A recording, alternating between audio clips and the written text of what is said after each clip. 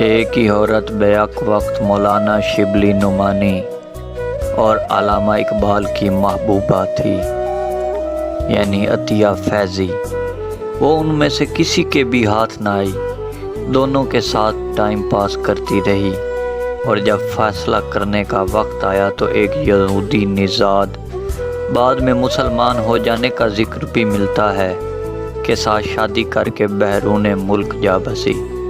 شبلی اس کے غم میں نڈال ہو گئے اور اقبال اس کی بے وفائی پر شکوہ کناں رہے۔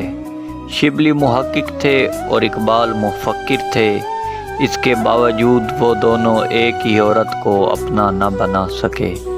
عطیہ فیضی کو محبت کرنے والا لائف پارٹنر مطلوب ہی نہیں تھا، بلکہ اس کو جدید اور پرآسائش لائف سٹائل کی چاہت تھی۔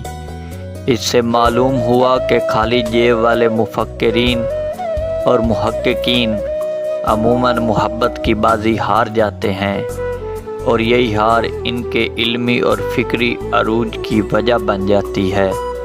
محبت کی اس ناکامی کے سبب نہ تو علمی حلقوں میں شبلی کا قد چھوٹا ہوا اور نہ ہی اقبال کے نام پر کوئی داغ لگا۔